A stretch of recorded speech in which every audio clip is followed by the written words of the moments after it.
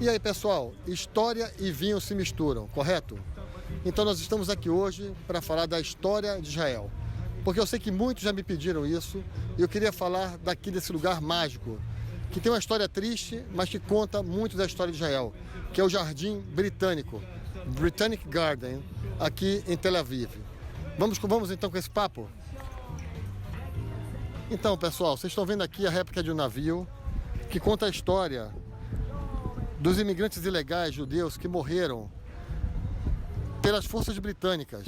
Foram 6 mil judeus que morreram, mas outros 78 mil conseguiram entrar no país. E por que aconteceu isso?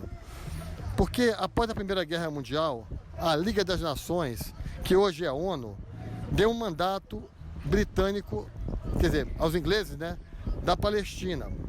Então os ingleses tiveram o controle daqui dessa região. E aí o que aconteceu foi que os árabes ficaram muito nervosos, né? Ou ficaram muito preocupados com esse controle dos ingleses e começaram a retaliar os ingleses. E aí os ingleses tiveram que controlar a imigração judaica. Isso levou a um controle grande daqueles que queriam emigrar para cá. Inclusive, criando áreas de concentração para prender os judeus e deportá-los. Mesmo assim, como eu comentei antes, muitos judeus passaram. O que aconteceu foi que, depois dessa pressão toda do povo judeu no mundo e dos árabes contrários, em 1947 já existia a ONU nesse caso, já não existia mais a Liga das Nações. O que aconteceu foi que a ONU recomendou a divisão da Palestina em um Estado judeu e um Estado árabe. E colocou a administração direta de Jerusalém sobre as mãos da própria ONU, né? Dos dirigentes da própria ONU.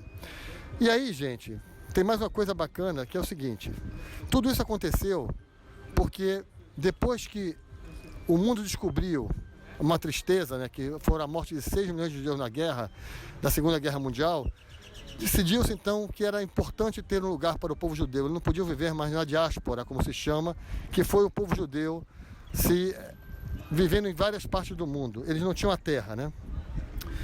E aí, um brasileiro, Oswaldo Aranha, presidiu a sessão. Isso é muito bacana, né? Um brasileiro presidiu a sessão da criação do Estado de Israel.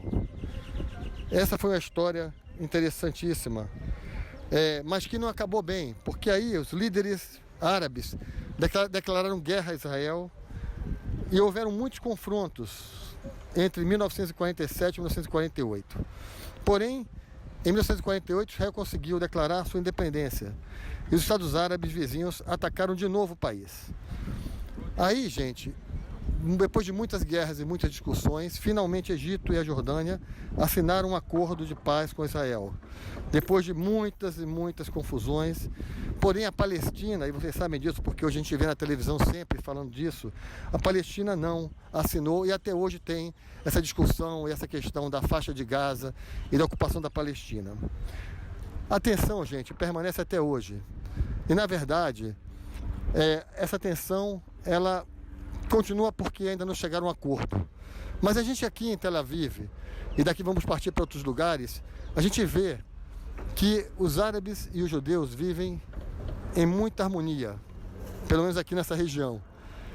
E a gente acha que em algum momento isso o acordo vai chegar, o acordo de paz vai chegar. Para você ter uma ideia, hoje as placas são, aqui as placas nas ruas são em árabe, em hebraico, né? Em hebraico, primeira língua hebraico, segunda língua árabe, terceira língua o inglês, por causa dessa ocupação britânica que ficou historicamente aqui. Hoje 20% da população é de árabes, 80% é de judeus, né? E como eu falei antes, eles convivem bem. Então é isso, gente. A gente vai falar ainda mais sobre vinhos e história. Boas taças, beijos e abraços e que a paz chegue para todos.